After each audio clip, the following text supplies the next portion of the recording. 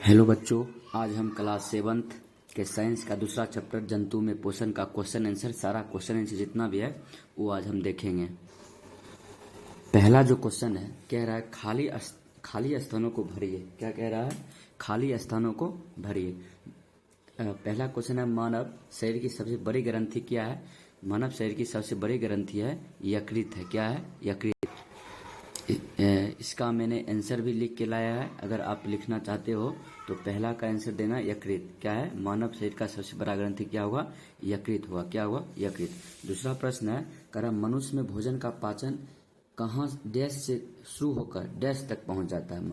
इसका आंसर होगा मनुष्य में भोजन मुख गुहा से शुरू होकर छोटी आंत तक क्या होता है, मतलब अंत होता है, हुआ तक क्या खत्म होता है। यही इसका आंसर। इसका भी आंसर लिखे हैं, एक का बी नंबर, मुख गुहा से शुरू होकर और छोटी आंत तक चलता है ये पाचन। और तीसरा क्वेश्चन है कह रहा है कि अमाशय में हाइड्रोक्लोरिक अम्ल एवं डैश का स्राव होता है जो भोजन प्रक्रिया करते हैं। इसका आंसर होगा अमाशय में हाइड्रोक्लोरिक अम्ल एवं जो है इसका पाचक रस होगा। क्या होगा? पाचक रस। जो पाचक रस होता है अमाशय से निकलता है, पाचक रस आ जाता है, पेप्सिन आ जाता है और सब अम्ल आता है जो क्या करता है, प्रोटीन को पचाता है। इसका आंसर हो जाएगा पाचक रस। क्या हो जाएगा? इसका आंसर सी का हो जाएगा, पाचक रस हो जाएगा। क्या हो जाएगा? पाचक रस। मतलब कहेंगे अमाशय में हाइड्रोक्लोरिक अम्ल एवं पाचक रस का स्राव होता है जो भोजन पर क्या करते हैं, क्रिया करते हैं। डी नंबर क्वेश्चन है मनुष्य में पोषण के मुख्य चरण डैश डैश डैश कौन कौन है? कौन कौन मनुष्य में पोषण के मुख्य चरण कौन कौन है? मुख्य चरण आपको हम बताए थे 5। कितने हैं? 5। जो पढ़ेंगे, जैसे दिव्या पढ़ी है तो उसको पता होगा, और अंकित ये सब क्या है, राजा उजा को पता होगा ये सब कितने चरण होते हैं। कितना चरण होगा? अंतर्ग्रहण पहला चरण होगा जिसमें हम भोजन अंदर ग्रहण करते हैं मुख द्वारा, और पाचन होगा। क्या होगा? पाचन होगा। पाचन मतलब भोजन का पचना होगा, और पचने के बाद भोजन का अवशोषण होगा, और भोजन का अवशोषण होने के बाद जो जो हमें चाहिए, बेटी चाहिए, उसका स्वर्गीकरण होगा, और बाद में अपशिष्ट जो बच जाता है निष्क्रमण हो गया। इसका आंसर क्या होगा? मतलब पाचन के क्रम में कितना चाहिए? अंतर्ग्रहण, पाचन, अवशोषण, स्वर्गीकरण एवं निष्क्रमण। ये क्या हो गया? जो 5 जो है मुख्य चरण है पोषण। क्या है? मनुष्य में पोषण का मुख्य चरण 5 हो गया। कौन कौन है?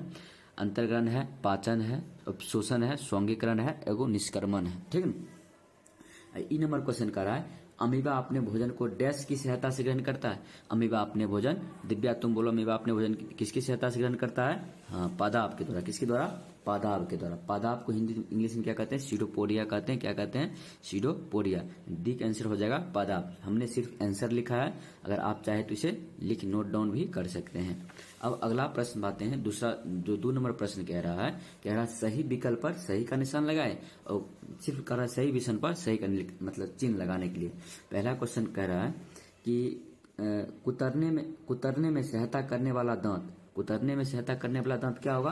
रत्नक होगा। क्या होगा? रत्नक। दू आ जाएगा। इसका भी हमने आंसर लिख दिया है। ए का क्या आ जाएगा? दू मतलब सही होगा। दू क्या होगा? रत्नक। जहां होगा वहां इसको क्या कर देंगे? सही कर देंगे। क्या कर देंगे? सही कर देंगे। बी नंबर क्वेश्चन कह रहा है लार मन को बदल देता है। जो लार है किसको बदल देता है? मन को बदलता है। किसमें? लार में एक एंजाइम रहता है एमाइलेज, वो मन को किसमें बदल देता है? इसका आंसर हो जाएगा बी का 2। इसलिए हम भी लिखे हैं, क्या लिखे हैं? बी का जो आंसर है क्या हो जाएगा? 2 हो जाएगा। क्या हो जाएगा? ग्लूकोज में बदलता है। किसमें बदलता है? ग्लूकोज कहिए या इसको हम शर्करा भी कहते हैं। क्या कहते हैं? शर्करा में बदलता है। बी का आंसर क्या हो जाएगा? 2 हो जाएगा।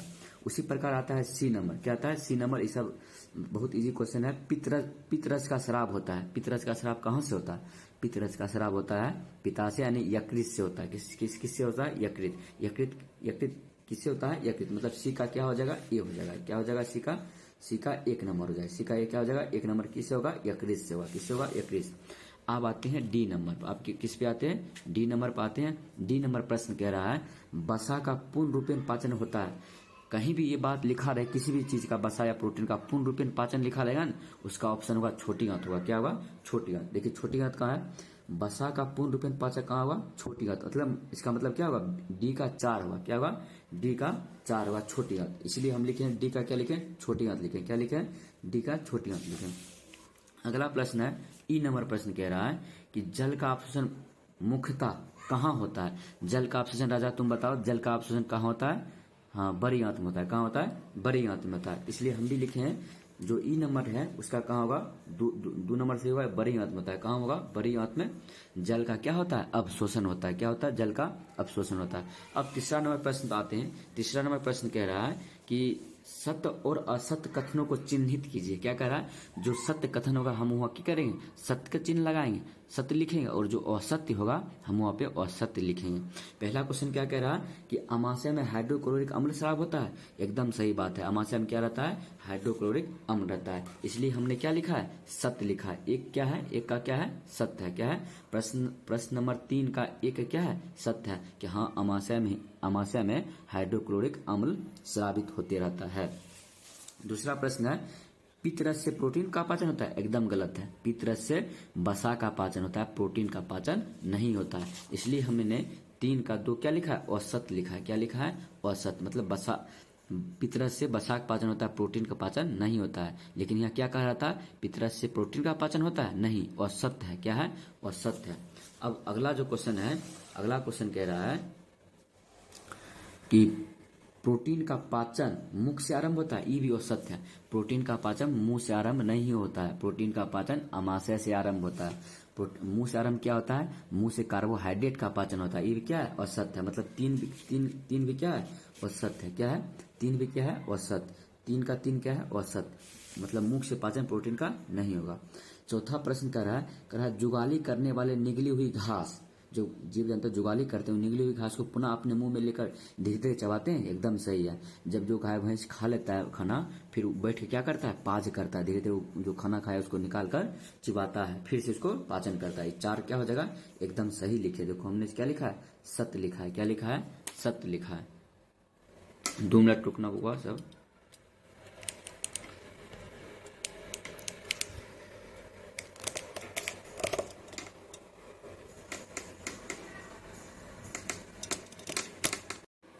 चार का आंसर क्या हो जाएगा, एकदम सत्य बात है। क्या है, सत्य बात है। सत्य बात की मतलब हाँ, जो गाय माल रहता है उसको क्या करता है, फिर जो भोजन पचा हो, मतलब जो अंदर लिए रहता है रूमेन, उसको फिर निकाल कर चबाता है। इसलिए इसका आंसर 4 का क्या होगा, सत्य हो जाएगा। क्या लिखे, हम भी क्या लिखे, सत्य लिखे। क्या लिखे, सत्य।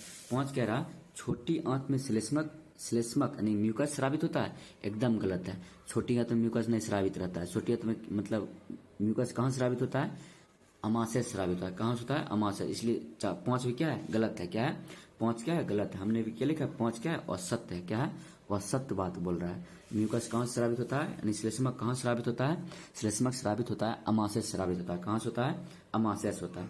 अब अगले क्वेश्चन की ओर बढ़ेंगे। अगला क्वेश्चन कह रहा है कि मिलान करने का कला, कॉलम ए और कॉलम ए के कथनों का मिलान कॉलम बी से कीजिए। जो कॉलम ए है जो सही होगा उसको क्या करना है, मिलान करना है। क्या करना है, मिलान। हमने भी क्या किया है, मिलान, यहाँ पे मिलान कर दिया है। आप देख सकते हैं यहाँ पे कि हमने भी दो कॉलम बना लिया है। क्या बना लिया, 2 कॉलम बना लिया। जैसे कार्बोहाइड्रेट है। क्या है, कार्बोहाइड्रेट मतलब पच के किस में बदल जाता है, पाचन होकर शर्करा में बदल जाता है। किस में बदल जाता है, शर्करा यानी ग्लूकोज में बदलता है। कार्बोहाइड्रेट का पाचन होकर किस में बदलता है, ग्लूकोज, मतलब इसका क्या होगा, ग्लूकोज होगा, शर्करा होगा। क्या होगा, शर्करा। प्रोटीन किस में होता है, प्रोटीन पच के किस में बदल जाता है, अमीनो अम्ल में बदलता है। मतलब प्रोटीन का किस में होगा मिलन, अमीनो अम्ल में होगा। क्यों, क्योंकि पचकर किस में बदलता है, अमीनो अम्ल में बदल जाता है। बसा जो है, बसा पचकर किस में बदल जाता है, बसा अम्ल में बदलता है। किस में बदल जाता है, बसा अम्ल में बदल जाता है। कौन, बसा का पाचन होकर बसा अम्ल में परिवर्तित हो जाता है। कहता है लार कहाँ से निकलता है, लार निकलता है लार ग्रंथि से निकलता है। कहाँ से निकलता है, लार ग्रंथि। इसका क्या हो जाएगा, लार ग्रंथि। एक बच गया पिताशय। क्या बच गया, सॉरी पितरस, ये बच गया पितरस कहाँ से निकलता है, पितरस निकलता है पिताशय से निकलता है। कहाँ निकलता है, पिताशय से निकलता है। उम्मीद करते हैं आप लोग इसे अच्छे से समझ गए होंगे। अब आगे बढ़ते हैं, आगे प्रश्न की ओर बढ़ते हैं। आगे वाला प्रश्न कह रहा है कि आहार नाल के किन भागों द्वारा ये कार्य किया जाता है। जो कार्य दिया है आहार नाल के कौन कौन भाग द्वारा ये कार्य किया, जैसे भोजन का चबाना, आहार नाल कौन भाग द्वारा किया जाता है, मुख द्वारा किया जाता है। किसके द्वारा किया जाता है, मुख द्वारा। तो हमने भी यहाँ क्या लिखा है, देखिए वही बात लिखी है। 5 का 1 नंबर जो होगा, 5 का 1 नंबर, भोजन का चबाना किस आहार नाल किस भाग द्वारा किया जाता है, भोजन का चबाना आहार नाल के मुख गुहा के द्वारा मतलब किया जाता है। दूसरा प्रश्न कह रहा है जीवाणु नष्ट होना आहार नाल किस भाग में जीवाणु नष्ट होता है? आपको पढ़ाए होंगे कि जीवाणु जो नष्ट होता है वो अमाशय में होता है। क्यों? क्योंकि अमाशय में HCl अम्ल रहता है। अम्ल में आने के बाद जीवाणु क्या होता है? छटपटा के मर जाता है, पूरा क्या होता है? मर जाता है। तो कौन भाग में होगा? अमाशय में क्या होगा? जीवाणु नष्ट हो जाएगा। तीसरा प्रश्न कह रहा है उपयोगी पदार्थ का अवशोषण कहाँ होता है? आपको बताएंगे उपयोगी पदार्थ का काम अवशोषण होता है छोटी आंत में। भिलाई बताई थी ना, अंगुली आकार का संरचना जो रहता है वह क्या करता है? जो अच्छा था पोषक तत्व रहता है उसको क्या करता है? अवशोषित कर लेता है और हमारे खून में मिला देता है, जिससे हमें ऊर्जा प्राप्त होती है। चौथा प्रश्न है मल का निष्कासन किससे होता है? मल का निष्कासन आहार नाल के किस भाग से होता है? मल का निष्कासन बताएंगे, मल द्वार कहिए या गुदा कहिए, इससे क्या होता है? मल का निष्कासन होता है। क्या होता है? मल का निष्कासन होता है। उम्मीद करते हैं ये भी आप अच्छे से समझे होंगे। अब अगले क्वेश्चन की ओर बढ़ते हैं। अगला क्वेश्चन कह रहा है, अगला क्वेश्चन ये भी बहुत इजी क्वेश्चन है। अगला क्वेश्चन कह रहा है कि एक शब्द में उत्तर दे। कितने शब्द दीजिए? एक शब्द में उत्तर देना है। जैसे पहला प्रश्न है मानव शरीर में पाए जाने वाला कठोरतम पदार्थ। आप जानते होंगे मानव शरीर में कठोरतम पदार्थ क्या है? दांत का ऊपरी परत जो है इनामेल है। क्या है? इनामेल। विद्या तुम तो ये सब बना लोगे। इसे क्या है? इनामेल है। क्या है? इनामेल। इसका एक आंसर क्या हो जाएगा? एक का आंसर एक का हो जाएगा क्या है? इनामल है। क्या है? इनामल कहिए, इनामेल कहिए, बात क्या है? एक के हुआ। दांत का मानव शरीर का सबसे कठोरतम पाया जाने वाला पदार्थ क्या होगा? इनामेल होगा। क्या होगा? इनामेल। आप एक का लिख लीजिएगा, इनामेल। दूसरा प्रश्न है पचे भोजन का अवशोषण करने वाली अंगुली जैसी संरचना क्या कहलाती है? आपको बताए होंगे अंकित कि भोजन पच जाता है उसकी अंगुली नुमा संरचना जो रहता है उसको हम क्या कहते हैं? भिलाई कहते हैं। क्या कहते हैं? भिलाई। या दीर्घरोम कहिए या रसांगुल कहिए, भिलाई कहिए। इंग्लिश में भिलाई, यही याद करने में सुविधा रहता है। भिलाई या दीर्घरोम या रसांगुल कहिए। यही क्या करता है? छोटी आंत में अंगुली नुमा संरचना रहता है जो भोजन को क्या करता है? अवशोषित कर लेता है। तो इसका क्या हो जाएगा? दूर का भिलाई हो जाएगा। तीसरा प्रश्न कह रहा है कि घास खाने वाले जंतुओं में सेलुलोज पाचन का स्थान है। जो घास जीव जंतु खाता है उसमें सेलुलोज का पाचन स्थान कहाँ है? जो घास खाता है उसमें पाचन स्थान है रूमेन में। कहाँ है? अमाशय जो बताए थे सबसे बड़ा भाग होता है रूमेन। गाय वाला में क्या किसमें सेलुलोज का पाचन होता है? रूमेन में। क्यों होता है? क्योंकि उसमें बैक्टीरिया रहता है और एंजाइम रूमेन में रहता है। जो रूमेन क्या सेलुलोज क्या करता है? पाचन करे। तीसरा का आंसर क्या हो जाएगा? रूमेन हो जाएगा। क्या हो जाएगा? रूमेन। कह रहा अमीबा में पाचन का स्थान है। ये सब एकदम इजी है। अमीबा में पाचन का स्थान कहाँ होगा? खाद्यान्नी में होगा। कहाँ होगा? खाद्यान्नी में होगा। इस चार का आंसर क्या हो जाएगा? खाद्यान्नी हो जाएगा। पांचवा क्वेश्चन है कि भोजन के अवयवों से उपयोगी पदार्थ संश्लेषण की प्रक्रिया क्या कहलाती है? भोजन आपको बताए होंगे भोजन के अवयवों से उपयोगी पदार्थ का संश्लेषण क्या कहलाता है? अवशोषण कहलाता है। क्या कहलाता है? अवशोषण। जो भोजन में अच्छा जो पदार्थ रहता है पोषक तत्व उसको खींच लेता है उसको क्या कहते हैं? अवशोषण कहते हैं। क्या कहते हैं? अवशोषण। पांच का आंसर क्या हो जाएगा? अवशोषण। जो भोजन के अच्छे तत्व रहते हैं यानी पोषक तत्व तो क्या करते हैं? उसको संश्लेषित कर लेते हैं, खींच लेते हैं। क्या कहते हैं? अवशोषण। क्या कहते हैं? अवशोषण कहते हैं। अब अगले प्रश्न की ओर चलते हैं। अगला प्रश्न कह रहा है कारण बताइए। क्या बताइए? कारण बताइए। कारण बताना पहला कह रहा है। ई नंबर प्रश्न कह रहा है। ई नंबर प्रश्न क्या कह रहा है? कह रहा है कि मनुष्य में सेलुलोज का पाचन क्यों नहीं होता? मनुष्य में सेलुलोज का पाचन नहीं होता, इसका कारण क्या है? आपको बताए हैं मनुष्य में सेलुलोज का पाचन इसलिए नहीं होता है क्योंकि सेलुलोज के पचाने वाले हमारे में एंजाइम नहीं पाया जाता, नहीं बैक्टीरिया पाया जाता है। कैसे पाचन होगा? इसका आंसर यहाँ लिखे हैं। देखिए क्या लिखे हैं। इसका आंसर हमने लिखा है कि कारण बताइए मनुष्य में सेलुलोज का पाचन मतलब क्यों नहीं होता है? इसका आंसर लिखना है मनुष्य में सेलुलोज का पाचन इसलिए नहीं होता है। इसलिए नहीं होता है क्योंकि सेल्यूलोज को पचाने वाले एंजाइम तथा जीवाणु यानी बैक्टीरिया, इंग्लिश में क्या कहते हैं? बैक्टीरिया, हमारे अंदर नहीं होता है। हमारे अंदर नहीं होता है एंजाइम सेल्यूलोज को पचाने वाले, इसलिए हमारे अंदर नहीं होता है। और जो सेल्यूलोज को पचाने वाला गाय माल में जो बैक्टीरिया होता है रूमेन में, वो भी हमारे अंदर बैक्टीरिया नहीं होता, जिसके कारण क्या होता है? सेल्यूलोज को हम पचा नहीं सकते, वो गाय भैंस ही पचा सकता है। फिर अगला क्वेश्चन कह रहा है 7 का बी नंबर क्वेश्चन कह रहा है कि अमीबा के खाद्यान्न में भोजन का पाचन होता है कैसे? किसका कारण बताना। अमीबा के खाद्यान्न में भोजन का पाचन होता है, कारण बताना।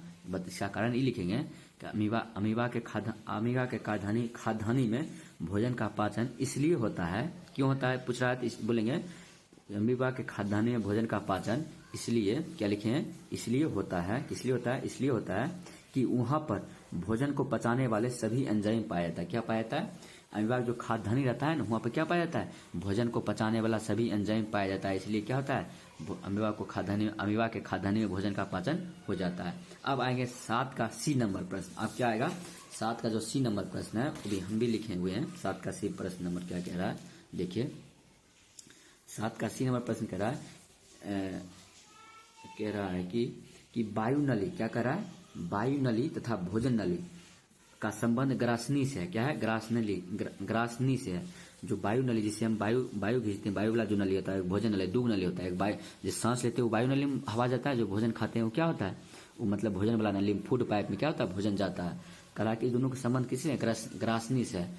फिर भी भोजन फिर भी जो भोजन हम करते हैं, फिर भी भोजन वायु नली में क्यों नहीं जाता है।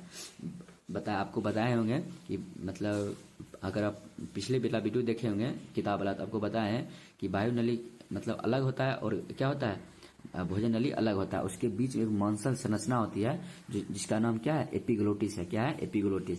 एपिग्लोटिस क्या करता है, जब हम भोजन खाते हैं, वायु नली वाला जो है ना भाग, वायु नली वाला, उसके वायु नली के ढक्कन के वायु नली की जो रहता है पाइप, उसको ढक देता है। तो वायु नली में भोजन नहीं घुसेगा। जब एपिग्लोटिस जो है उसको ढक देता है, कहाँ चल जाता है भोजन नली में चल जाता है। यही कारण है, मतलब इसका कारण क्या है कि भोजन जो हम करते हैं वायु नली में नहीं जाके हमारा भोजन नली में चल जाता है। इसका कारण क्या, एपिग्लोटिस है। क्या है, एपिग्लोटिस। हम यही लिखे हैं कि भोजन में क्या है, भोजन में वायु नली में भोजन इसलिए नहीं जा पाता है क्योंकि ग्रासनी में एक मॉन्सल संरचना एपिग्लोटिस होती है। क्या होती है, ग्रासनी में क्या होती है, एक मॉन्सल संरचना एपिग्लोटिस। मॉन्सल संरचना क्यों बोल रहे हैं, क्योंकि इसमें हड्डी नहीं होती है, मॉन्स रहती है, एपिग्लोटिस रहती है।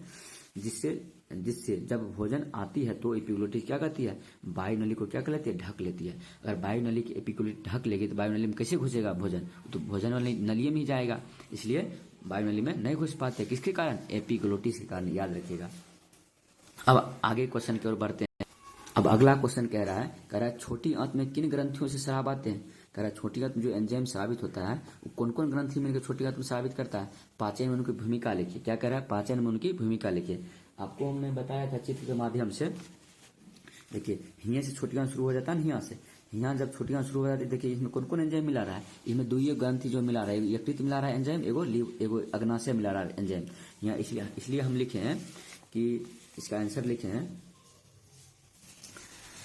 यहाँ लिखे आंसर कि जो छोटी आंत है, क्या है, छोटी आंत में दो ग्रंथियां के स्राव आते हैं। छोटी आंत में किस ग्रंथि के स्राव आते हैं, दो ग्रंथि। अभी आपको चित्र में दिखाया है दो ग्रंथि के स्राव आता है, कौन कौन, एक व्यक्ति स्राव छोड़ता है छोटी आंत में, जिसको इंग्लिश में लीवर कहते हैं। ये दूसरा छोड़ता है अग्नाशय, जिसको इंग्लिश में पेनक्रियाज बोलते हैं। क्या बोलते हैं, पेनक्रियाज। ये जो दो ग्रंथि है क्या करता है, अपना जो रस है यानी स्राव है, एंजाइम है, किसमें छोड़ता है, छोटी आंत में छोड़ता है। किसमें छोड़ता है, छोटी आंत में छोड़ता है। तो इसका मतलब लिखे हैं दो ग्रंथि जो छोटी आंत में स्राव होता है, यकृत एवं अग्नाशय। लिखे हैं पाचन में इन दोनों की महत्वपूर्ण भूमिका होती है। पूछ रहे हैं ना कि पाचन में इनकी क्या भूमिका होती है, इसलिए लिखे हैं पाचन में दो ग्रंथि है दोनों, ई और ई। लिखे पाचन में इन दोनों की महत्वपूर्ण भूमिका होती है। यकृत से निकलने वाला स्राव पित्रस होती है। जो यकृत निकालता है कौन स्राव निकालता है, पित्रस निकालता है। जो क्या करता है, वसा को पचाने में मदद करता है। क्या करता है, वसा को पचाने में मदद करता है।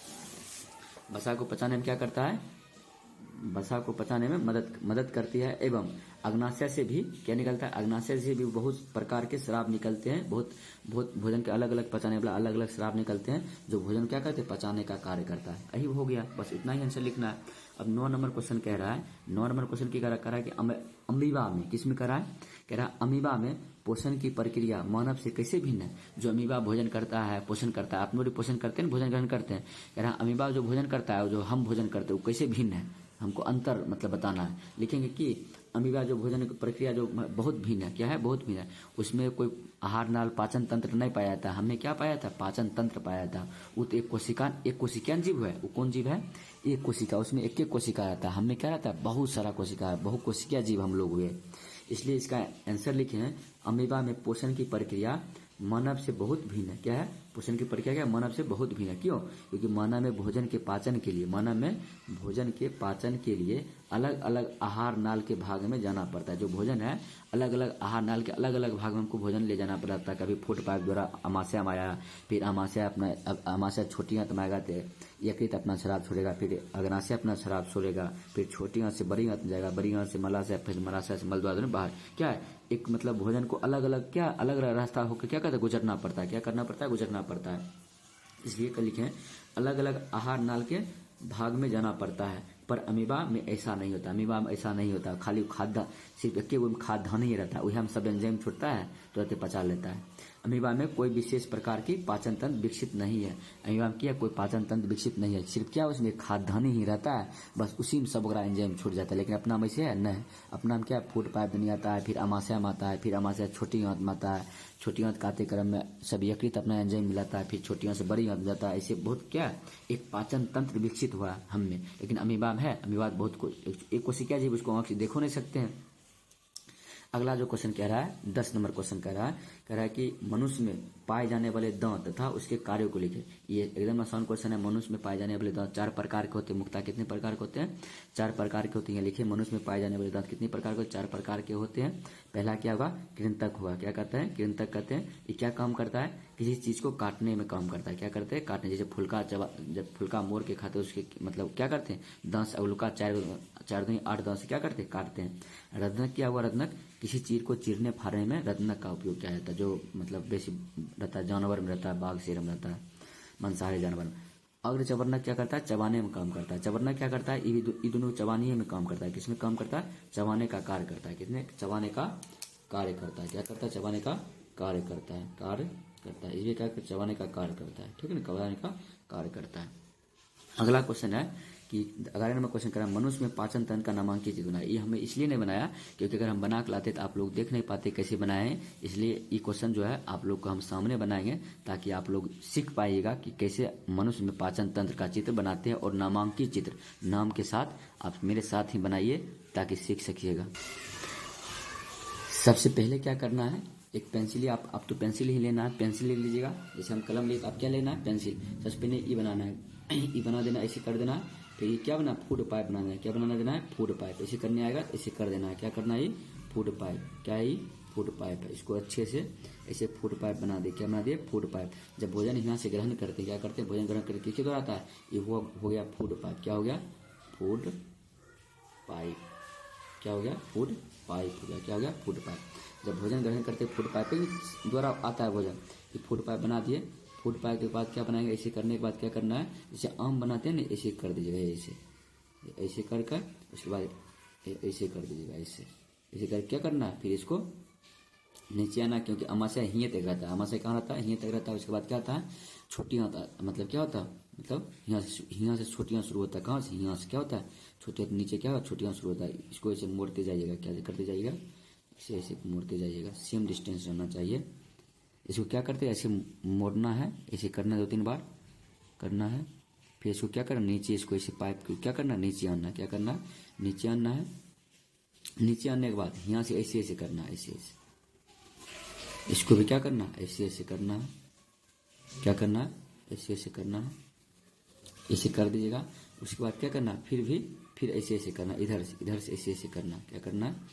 इधर से ऐसे। फिर इधर से भी क्या करेंगे? ऐसे करेंगे। देखिए ऐसे करके देखिए मल द्वार देंगे। क्या देंगे? मल द्वार दे देंगे। क्या देंगे? मल द्वार देंगे। और जो बीच में बच गया है ना, बीच में ये छोटी आंत खाते मतलब दे दें पाइप। इसको ऐसे लाएंगे। देखिए इसको ऐसे करेंगे। ऐसे सीख लीजिएगा। ये आसानी होगा बनाने में। 5 नंबर पूछा जाता है एग्जाम में। कितने अंक पूछा जाता है? 5 अंक कम से कम पूछा जाता है। इसको आसानी से ऐसे करेंगे। फिर इसको बड़ी आंत में क्या करेंगे? इसे मिला देंगे। क्या करेंगे? बड़ी आंत में मिला देंगे। भोजन इससे होके आएगा। क्या कहाँ चल जाएगा? बड़ी आंत में चल जाएगा। कहाँ चल जाएगा? बड़ी आंत में जाएगा। फिर यहाँ एक बच गया बनाने के लिए। बच गया यहाँ क्या बनाएंगे? यहाँ पहले यकृत बनाएंगे। क्या बनाएंगे? सबसे बड़ा ग्रंथि क्या होता है? यकृत होता है। यकृत के बाद इसमें पिताशय रहता है। क्या रहता है? पिताशय। जैसे क्या निकलता है? पितरस। इसके नियम बनाना है। ऐसे कार क्या बनाना? अग्नाशय बनाना। क्या बनाना है? अग्नाशय। अब इसका सबका नाम लिखना है। ये फूड पाइप हो गया। ये क्या होगा? मुख गुहा हो गया। क्या हो गया? मुख गुहा, क्या है? मुख गुहा, लिखेंगे मुख गुहा, मुख, मुख गुहा, क्या है? मुख गुहा है, क्या? मुख गुहा है, क्या है? मुख गुहा लिखिए। इसको फूड पाइप लीजिए या ग्रास नली भी लिख सकते हैं। क्या लिख सकते हैं? इसको ग्रास नली भी लिखते हैं। फिर इसमें या क्या है? ये अमाशय है, क्या है? अमाशय लिखेंगे। क्या लिखेंगे? अमाशय लिखेंगे, अमाशय, अमाशय। अमाशय के इंग्लिश में क्या कहते हैं? स्टोमक कहते हैं। क्या कहते हैं? स्टोमक कहते हैं। क्या कहते हैं? स्टोमक कहते हैं। अमाशय में क्या रहता है? HCl अम्ल रहता है। क्या रहता है? HCl क्या रहता है? जो हम दे रहे हैं क्या है? HCl अम्ल है, क्या है? इसको लिख सकते हैं HCl अम्ल है, क्या है? HCl, HCl फुल फॉर्म होता है हाइड्रोक्लोरिक एसिड, हाइड्रोक्लोरिक अम्ल। HCl एसिड दे दिए, क्या दे दिए? एसिड। उसके बाद ये नाम लिख दिए, उसके बाद कहाँ आएगा? उसके बाद आएगा ये क्या है? अग्नाशय है, क्या है? अग्नाशय। इसको क्या कहते हैं? अग्नाशय लिखेंगे, अग्नाशय। क्या लिखेंगे? अग्नाशय। अग्नाशय के इंग्लिश क्या कहते हैं? पेनक्रियाज कहते हैं। क्या कहते हैं? पेनक्रियाज। क्या कहते हैं? पेनक्रियाज। अग्नाशय के बाद कहाँ आएंगे? अग्नाशय के बाद आएंगे यकृत। क्या है? ये क्या है? यकृत है, क्या है? यकृत। यकृत के इंग्लिश में क्या कहते हैं? लीवर। क्या कहते हैं? लीवर कहते हैं। क्या कहते हैं? लीवर। ये जो है ये क्या है? पित्ताशय है। क्या कहते हैं? इसको क्या कहते हैं? पित्ताशय। पित्ताशय, पित्ताशय मतलब पित्ताशय से क्या निकलता है? पितरस निकलता है। यानी क्या होता है? पितरस मतलब भोजन छोटी आंत में मिला रहता है। यही बता रहे थे, जो ईदो अग्नाशय और पित्ताशय है ना, अपना शराब किस में छोड़ता है? छोटी आंत में छोड़ता है। किसमें छोड़ता है? छोटी आंत। ये जो लिखे हैं ये सब क्या है? ये छोटी आंत है। क्या है? छोटी आंत है, छोटी आंत। इसको क्या कहते हैं? छोटी आंत कहते हैं। क्या कहते हैं? छोटी आंत। इसको इंग्लिश में जानते हैं क्या कहते हैं? इसको इंग्लिश में कहते हैं small intestine, small intestine, small intestine कहते हैं। क्या कहते हैं? स्मॉल इंटेस्टाइन कहते हैं। अब जो एक बच गया है, और क्या बच गया? बड़ी आंत बच गया। क्या बच गया? बड़ी आंत। इसको क्या कहेंगे? बड़ी आंत कहेंगे। क्या कहेंगे? बड़ी आंत। इसको क्या कहेंगे? बड़ी आंत कहेंगे। बड़ी आंत इंग्लिश में क्या कहेंगे? Large intestine. क्या कहेंगे? Large, LARG, large intestine, intestine. क्या कहेंगे? लार्ज इंटेस्टाइन कहेंगे। क्या कहेंगे? Large intestine. उसके बाद और क्या बच गया? यहाँ जब मलमूत्र जब आता है तो कहाँ मलाशय लोग यहाँ क्या हो? इकट्ठा हो जाता है। क्या हो जाता है? इकट्ठा। इसको क्या कहते हैं? जमा हो जाता है। इसको क्या कहते हैं? मलाशय कहते हैं। क्या कहते हैं? मलाशय। क्या कहते हैं? मलाशय। मलाशय इंग्लिश में क्या कहते हैं? रेक्टम। क्या कहते हैं? रेक्टम कहते हैं। क्या कहते हैं? रेक्टम। फिर जब बाथरूम उथरूम लगता है तब क्या होता है? समय समय पर मलाशय क्या होता है? मल द्वार द्वारा क्या होता है? बाहर निकल जाता है। हम अपना शरीर क्या करते हैं? बाहर निष्कासित कर देते हैं। इसको क्या कहते हैं? मल द्वार। जिससे मल मूत्र क्या होता है? निकलता है। उसे क्या कहते हैं? मल द्वार कहते हैं। क्या कहते हैं? मल द्वार या गुदा। क्या कहते हैं? गुदा। इसको इंग्लिश में कहते हैं एनस। क्या कहते हैं? एनस कहते हैं। इसको क्या कहते हैं? इंग्लिश में एनस कहते हैं। ठीक, आप उम्मीद करते होंगे आप लोग अच्छे से समझ गए होंगे। अगर समझ गए होंगे तो आप जरूर कमेंट कीजिएगा, हाँ सर समझ गए हैं। मिलते हैं फिर अगले वीडियो में। Thank you for watching this video. Bye.